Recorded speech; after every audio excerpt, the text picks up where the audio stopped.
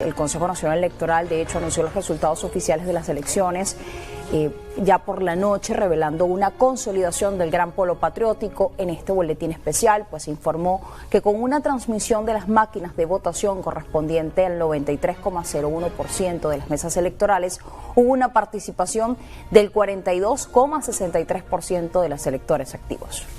Este domingo hubo elecciones parlamentarias y regionales en Venezuela y, como acaban de escuchar, el porcentaje de participación fue bajísimo, 42% de acuerdo al Consejo Nacional Electoral. Pero se calcula que la participación fue muchísimo menor. Según algunos líderes opositores, fue de tan solo el 12%. Y la dictadura de Maduro volvió a hacer fraude con los resultados. El domingo se podía ver claramente en varias ciudades de Venezuela que los centros de votación estaban vacíos.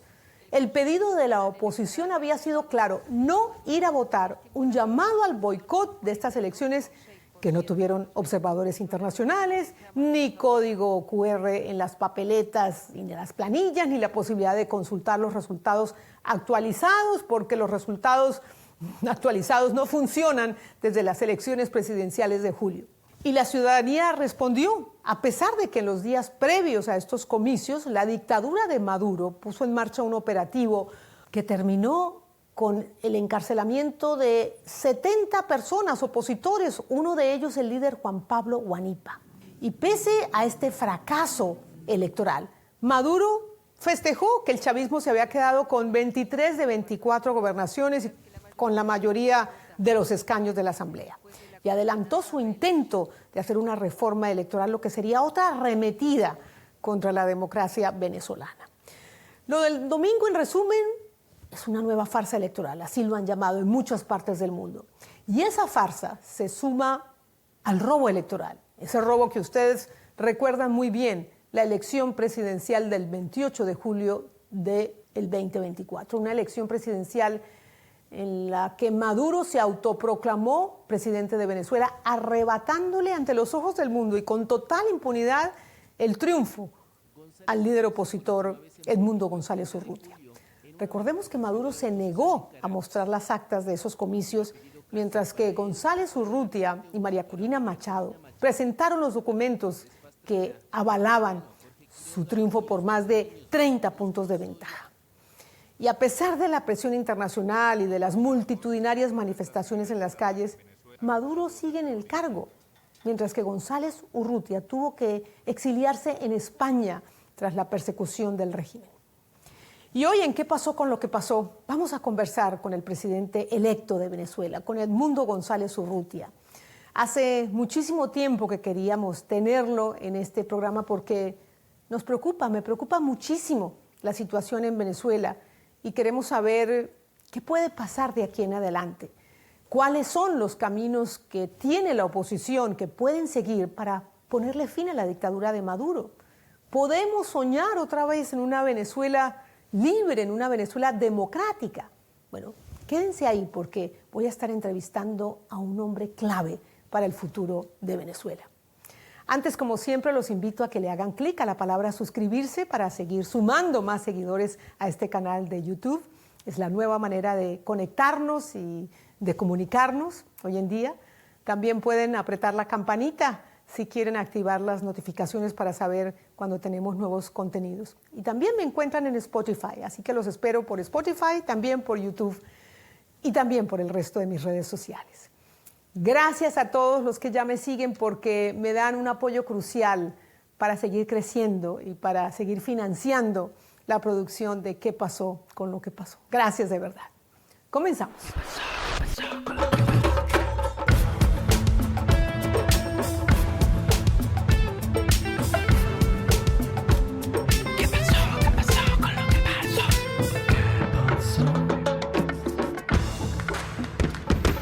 Presidente electo Edmundo González, bienvenido a ¿Qué pasó con lo que pasó? Un gusto tenerlo en el programa después de, tanto tiempo. Al final se dio esta oportunidad, así que le agradecemos por su disponibilidad y por su tiempo. Y quería comenzar esta entrevista, esta charla, preguntándole cómo se encuentra, porque sé que tuvo una breve recaída de salud y bueno, ¿a qué está dedicando sus energías en estos momentos? Bienvenido nuevamente. Bueno, muchísimas gracias. Es un gusto para mí estar en tu programa esta tarde madrileña. Ya no sé en qué hora estaremos con ustedes allá. Pero bien, muy bien, me siento muy bien. Yo que tuve fue un pequeño inconveniente con la atención, pero en 24 horas se solventó todo. Así que ya estoy reincorporado a mis actividades y haciendo lo que estoy haciendo desde que vine a Madrid hace ya varios meses, trabajando intensamente, dando a conocer la realidad venezolana, transmitiendo el mensaje de la unidad opositora y del equipo de campaña que me acompaña con María Corina Machado en este esfuerzo. Se lo ve muy bien, presidente electo. Bueno, hablemos de las últimas noticias, las elecciones legislativas o la farsa de elecciones legislativas que se dieron el pasado domingo. Ustedes llamaron a no salir a votar mientras no se respete su triunfo en las elecciones presidenciales de julio del año pasado. ¿Qué opinión le merece, bueno, esta participación mínima que vimos en muchas imágenes en varias localidades, en varias ciudades, pero especialmente la participación de algunos miembros que hacían parte del bloque opositor? Bueno, mira, los resultados de esa jornada del domingo estaban cantados, como decimos nosotros. Eso se anticipaba, nosotros habíamos dicho que no habían condiciones para unas elecciones libres, justas, transparentes, como deben ser. Y que ya el pueblo se había expresado. Los venezolanos votaron en julio, el 28 de julio del año pasado. Y eso hay que respetarlo. Esa es la voluntad que se expresó y ese es el deseo mayoritario de más de 7 millones de venezolanos. Y que hubiesen sido mucho más si hubiesen permitido el voto de los venezolanos en el exterior. Así que lo que ocurrió era lo que anticipábamos, una jornada que lo que iba a servir era para maquillar un poco la imagen del gobierno, pero que no tenía ningún sentido una elección con esos niveles de participación tan mínimos, tan escasos que hubo. Así fue. Con esta participación de algunos miembros opositores, ¿se pone en evidencia una división entre la oposición? Bueno, la oposición está compuesta por una variedad de factores y de figuras políticas. O sea que yo a eso lo veo como la realidad del momento. En la plataforma unitaria existen muchas organizaciones y hay algunas otras figuras de la oposición que no forman parte de la plataforma, pero que también son una expresión pues, de política venezolana. Enrique Capriles, que bueno, fue 2 veces candidato presidencial, el líder máximo de esta plataforma o de esta coalición opositora, muchos lo han catalogado por su candidatura, ¿no?, que ahora fue electo a la Asamblea Nacional, ¿no?, del régimen de Maduro. Lo han calificado como un vendido, ¿no?, como un colaboracionista del régimen. ¿Usted cree que es un vendido, que Capriles Radosky se ha puesto al servicio de la dictadura? Mira, yo soy de los que apuesta a la reconciliación de los venezolanos. Y por esa razón, yo soy de los que creo que vamos a participar todos y que vayamos todos juntos en una misma dirección. Eso no impide que existan voces distintas. Esa es la pluralidad de las visiones en una democracia. Pero entonces usted no se opone a que estos personajes hayan participado. Yo hubiera preferido que fuéramos todos juntos y que hubiera habido una sola voz de la oposición democrática. Presidente electo, la persecución, el arresto, el secuestro de dirigentes opositores, de activistas y defensores de los derechos humanos entre la elección presidencial que usted ganó y las elecciones legislativas del pasado domingo, pues se ha recrudecido, ¿no?, incluyendo personajes muy visibles, muy representativos que acompañaron a María Corina Machado como Juan Pablo Guanipa. ¿Qué se puede esperar que haga el régimen de aquí en adelante? ¿Qué anticipan ustedes? Bueno, si continúan en esa tónica, en esa tesitura, como dicen en el sur, no se puede esperar mucho de ellos. Tú no puedes esperar reunificar un país con acciones como esta. Estamos en un momento en que lo que necesitamos es conciliar a los venezolanos, reconstruir un país, y tú no lo reconstruyes con esas acciones y con esas medidas de estar sancionando a funcionarios, relegándolos. Eso no es lo que nosotros aspiramos, de ir todos juntos hacia una elección para escoger el candidato, votar por el candidato de la oposición. El régimen habla de una reforma electoral, incluso de una reforma constitucional, o sea, como para afianzarse aún más. ¿Cuál es su lectura? Que el gobierno está aferrado al poder y está buscando por todos los medios posibles de mantenerse en el poder por mucho tiempo. Y eso no es lo que una democracia sana necesita. Está tratando por todos los medios de aferrarse al poder por mucho tiempo. Entonces mi pregunta para usted, presidente electo, ¿cómo van a lograr hacer efectivo, hacer respetar su triunfo en las elecciones del 28 de julio del año pasado? Con la voluntad de todos los venezolanos que votaron por mí y que aspiramos que se haga, respete la voluntad popular. ¿Cuáles son los pasos para que eso ocurra? El gobierno tiene que empezar por reconocer que es un error mantener en esa actitud. Pero digamos, ¿hay planificación o hay estrategia para seguir movilizando a los venezolanos para que salgan a las calles? O digamos, ¿cuál es el próximo paso? ¿Qué se puede esperar? Nosotros vamos a insistir en que el pueblo venezolano ya se expresó el 28 de julio. Esa fue la expresión voluntaria de todos los venezolanos y ese es el resultado que aspiramos que se respete. En un reciente mensaje o entrevista, María Corina Machado le hacía un llamado a las Fuerzas Armadas y me pregunto si ustedes siguen apostándole a que se resquebraje el apoyo militar que tiene Maduro. Ese supuesto apoyo es de una cúpula muy pequeña y una parte de la Fuerzas Armadas. Esa cúpula que compone el alto mando, pero de ahí para abajo yo creo que responde a la misma composición de todo el país, que mayoritariamente respalda la oposición venezolana. Presidente electo, después de que obviamente los esfuerzos de ustedes por hacer valer su triunfo de estos últimos meses, pues no han dado sus frutos, de las quejas de muchos líderes opositores que piden más apoyo de la comunidad internacional, ¿usted cree que es el momento de pensar en el uso de la fuerza? Nosotros estamos por hacer respetar la voluntad popular y en ese sentido es lo que estamos trabajando. La comunidad internacional nos respalde en ese respeto a los resultados del 28 de julio. Seamos realistas, presidente electo. ¿Tienen algún indicio de que las cosas pueden cambiar? Nosotros aspiramos que eso así va a ser. ¿Y tienen alguna indicación de que algún país de la comunidad internacional va a tomar alguna acción que abra la puerta a esta salida democrática? Claro que sí. Ya se han expresado varios países.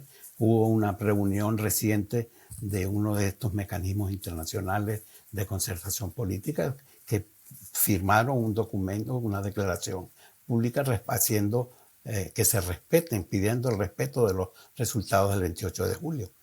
Ahora va a haber próximamente otro encuentro internacional y donde vamos también a plantear lo mismo. O sea, la comunidad internacional está clara en ese sentido. ¿Y usted cree que vendrán más sanciones, que vendrán más medidas? Yo lo que aspiramos es que venga la decisión de respetar los resultados y que de una vez por todas se asuma que el candidato ganador de esa contienda es el presidente electo de los venezolanos. Claro, pero eso no se ha dado hasta ahora. Me pregunto si hay alguna indicación que esto puede cambiar. Claro que sí. Nosotros tenemos contacto con muchos jefes de Estado y de gobierno que nos manifiestan esa voluntad que le estoy diciendo, que nos expresan ese sentido. Una de las medidas que ha tomado la comunidad internacional, específicamente Estados Unidos, es la cancelación de esta licencia de la petrolera Chevron para que siga operando en Venezuela. Y bueno, esta licencia ha sido cancelada. Me pregunto yo, ¿cómo va a afectar eso al régimen y la situación de los venezolanos? ¿Qué puede usted anticipar? Entiendo que la cancelación de la licencia es simplemente una parte muy, muy pequeña que no afecta el fondo de la empresa con producción de crudo. Es solamente una pequeña parte lo que están en lo que se les ha autorizado. O sea, se canceló la licencia, pero sigue abierta, digamos, un permiso para que sigan operando o el mantenimiento. Para operaciones de mantenimiento, básicamente. Es lo que entiendo. Pero digamos que esto afecta los recursos que recibe Maduro, de todos modos, en gran medida, ¿o no? Entiendo que no. O sea, que va a seguir operando a sus anchas con los No, dólares. no. Justamente lo que se persigue es que no se le sigan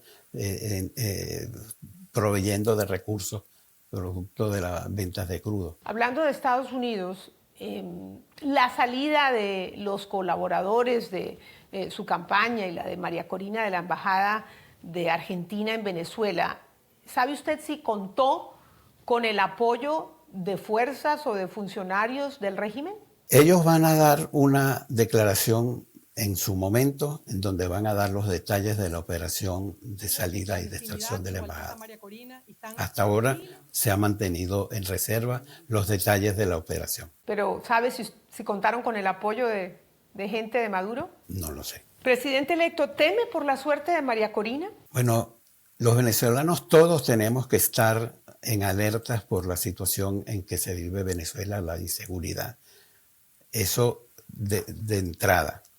Nosotros apostamos también a que se respete y se le den garantías a la seguridad personal de María Corina Machado. ¿Y usted cree que con esta arremetida del régimen contra estos líderes opositores, personas que colaboran con ustedes, activistas tratando de recobrar la democracia y hacer respetar su triunfo, ¿usted por qué cree que el gobierno se ha abstenido de perseguir específicamente a María Corina Machado o de encarcelarla? Eso implicaría cruzar una línea roja muy difícil para el régimen. ¿Por qué? Bueno, por las consecuencias que eso pueda traerle.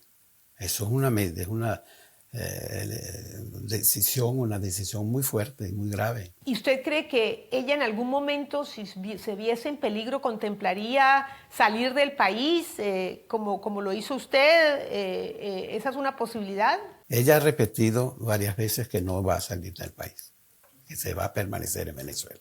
Y yo me pregunto si en el peor de los casos se diera que María Corina fuese privada de su libertad, ¿cuál sería el futuro de esa lucha que ustedes han emprendido por el mundo entero para hacer valer su triunfo, para que se respete el resultado de la elección presidencial? Bueno, confiamos en que no llegaremos a ese extremo, honestamente, que podamos llegar a continuar en esta lucha y que siempre tendremos el objetivo de hacer valer y respetar la voluntad del 28 de julio. Me pregunto si usted tiene algún contacto, si tiene algún tipo de diálogo con representantes del gobierno, con el gobierno mismo, allí desde Madrid.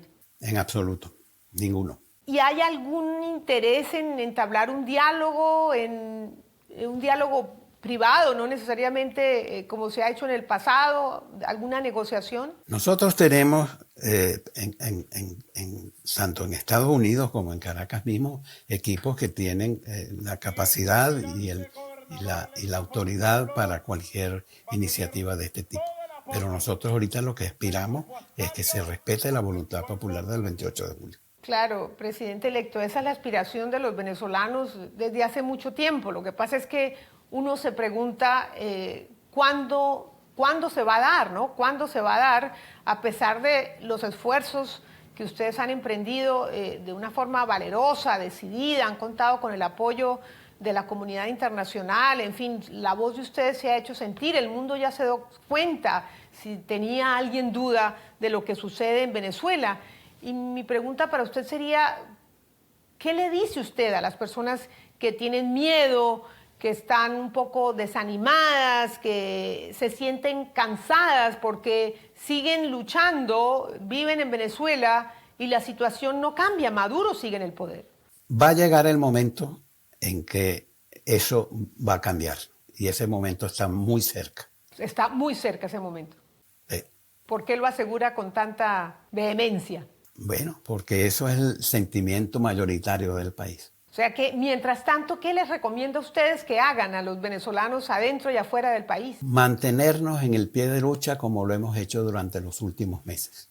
Presidente electo, ¿y usted cree que cómo va a ser esa llegada suya al poder? O sea, ¿Maduro entrega el poder por su propia voluntad o es forzado a salir? Un poco, ¿cómo ve esa salida? A regañadientes, pero lo tendrá que hacer. ¿Producto de presión o producto de...? Producto de las circunstancias y de la realidad política de ese momento. ¿Con la participación militar de funcionarios? Con la participación de los venezolanos. Volviendo a hablar de Estados Unidos, hay una gran preocupación entre los venezolanos que son beneficiarios del TPS, este programa de protección temporal que recibieron en Estados Unidos, pero el gobierno de Estados Unidos, la Casa Blanca por un lado, bueno, cancela la licencia de Chevron, pero por otro lado, cancela el programa TPS para los venezolanos y esto deja en el limbo a alrededor de 350,000 de sus compatriotas que pueden estar expuestos al peligro de ser deportados.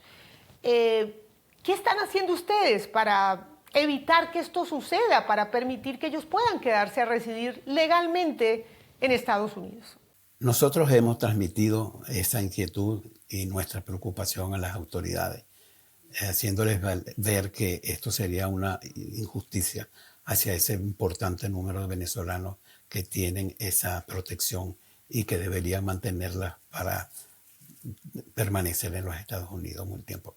¿Y hay algún mecanismo al que le estén apuntando, algo en específico? ¿Alguna solución que podamos acordar con las autoridades de Estados Unidos?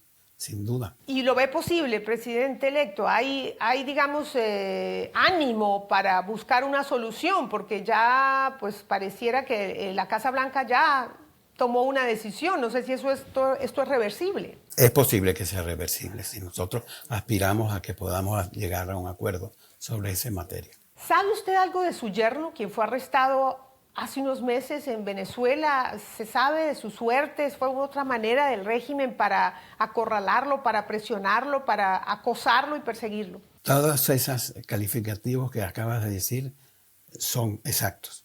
No tenemos ninguna señal de él. Van ya más de 140 días que no tenemos noticias.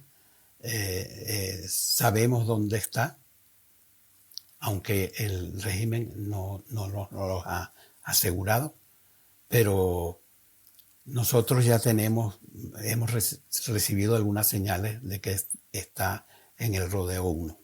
¿Y hay alguna iniciativa para buscar un intercambio, una negociación, una salida, en fin, de él y de otros presos políticos? Ya hablan de 900 presos políticos. De nuestra parte hemos hecho todos los esfuerzos posibles. Hemos hablado con muchos actores dentro y fuera de Venezuela, explicándoles la situación y tratando de ver si podemos conseguir que el gobierno entienda que Rafael no tiene absolutamente ninguna razón para estar detenido y que lo llevaron a prisión de manera irregular y que eso es una desaparición forzosa condenada por todos los organismos internacionales. Ya terminando, presidente electo, hasta el final es el eslogan de su campaña y de María Corina, hasta el final. ¿Hasta cuándo hay que esperar para llegar hasta el final?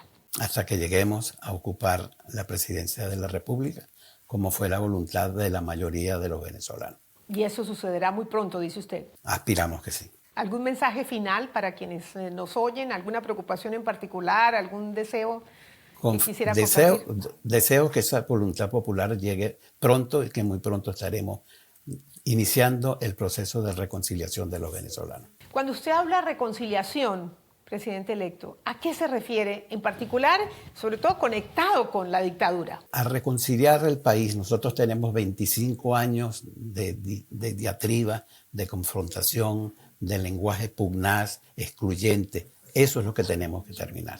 ¿Y eso habla de un posible perdón y olvido? Reconciliación. Las víctimas tienen que tener conocimiento y sentido de que tiene que haber una reparación de los daños que se les han causado. Cuando usted piensa en que se haga justicia, ¿qué tipo de justicia piensa para los líderes de esta dictadura criminal que gobierna Venezuela? La justicia que les llegará en su momento, entre otras cosas la Corte Penal Internacional. A propósito, ¿por qué no se ha pronunciado la Corte Penal Internacional? Eso hay que preguntárselo al fiscal Khan. ¿Tiene indicios de que haya algún pronunciamiento a corto o mediano plazo? No, esperemos que sea lo más pronto posible. ¿Y qué opciones tiene la Corte Penal Internacional al pronunciarse, presidente electo? ¿Cuáles son las alternativas que podrían surgir de allí? Bueno, que tomen la decisión. Ellos tienen que tomar la decisión. Que se dicte una orden de arresto contra Maduro y sus colaboradores. Por ejemplo. ¿Algún mensaje final? Aspiramos a que prontamente los venezolanos podamos vivir en paz como habíamos vivido durante muchos años. Que así sea y que sea muy pronto. Presidente electo Edmundo González, gracias de nuevo por acompañarnos y bueno, toda nuestra buena energía acompañándolo para que tenga éxito en todas esas gestiones, llevando la voz que representa a la mayoría de los venezolanos. Gracias de nuevo por acompañarnos en ¿Qué pasó con lo que pasó? Muchas gracias. ¿Qué pasó con lo que pasó? Ahí escuchamos desde el exilio al presidente electo de los venezolanos con la determinación de tomar el poder y de hacer efectivo su triunfo. La pregunta es, ¿cuándo? Bueno, él dice que muy pronto. ¿Y cómo se dará la salida de Maduro del poder? Esa es otra gran incógnita. Después de 28 años de chavismo gobernando, está demostrado que están dispuestos a todo para seguir en el poder en medio de una dictadura sin escrúpulos, una dictadura criminal.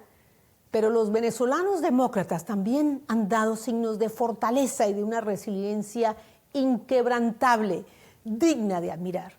A pesar de todos los reveses, siguen ahí, sin bajar los brazos. Y eso tomará mucha más fuerza si llega en unidad, para que ese final que tanto sueñan llegue más temprano que tarde, llegue muy pronto. Porque la vida, como dice Rubén Blades, te da sorpresas. Gracias por acompañarnos una vez más en ¿Qué pasó con lo que pasó? No se les olvide suscribirse al canal en YouTube, @PatriciaYaniotVideos. Le hacen clic a la palabra suscribirse, es gratis y ya está. Estamos conectados. También por Spotify pueden ver todos los contenidos de ¿Qué pasó con lo que pasó? Gracias de nuevo y nos vemos en el próximo programa de ¿Qué pasó con lo que pasó? ¿Qué pasó?